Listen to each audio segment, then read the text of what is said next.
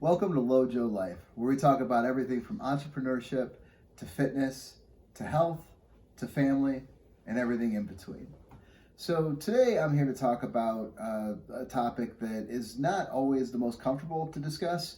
However, I think it's kind of important, especially because I think a lot of us go through it. And as men, I don't know that there's as much out there about the process of going through a divorce. So I am divorced, and I there was a lot of issues with our relationship. Sometimes I like to say it was over when it started, and I know that sounds kind of dark, but what I mean by that is I was not in a great place. I had quit drinking, but I hadn't dealt with underlying issues, and we both were very codependent people. And I think starting out the relationship as codependent people was always the death knell, especially as I got healthy.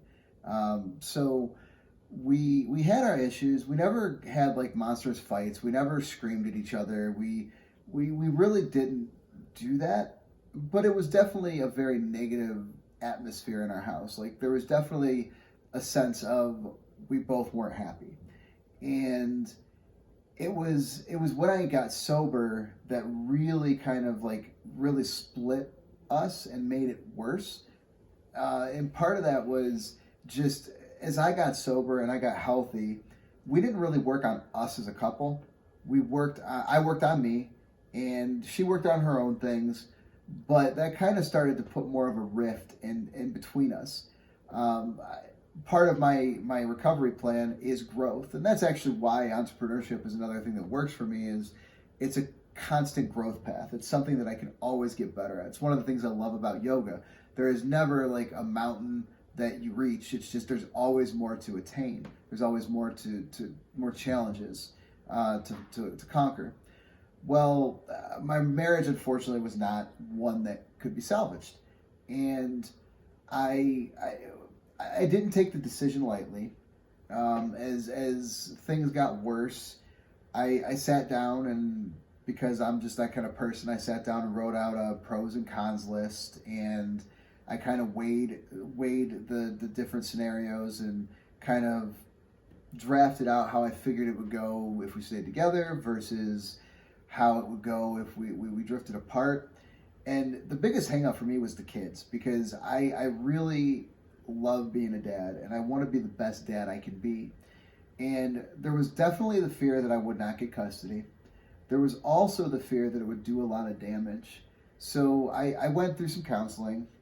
We had gone through about 6 months of marriage counseling, and we decided it just wasn't going to work. And part of that is just I knew that after my counseling and after some things I read and stuff, it was better off for our kids to be in a situation where we were apart but happy instead of together and miserable.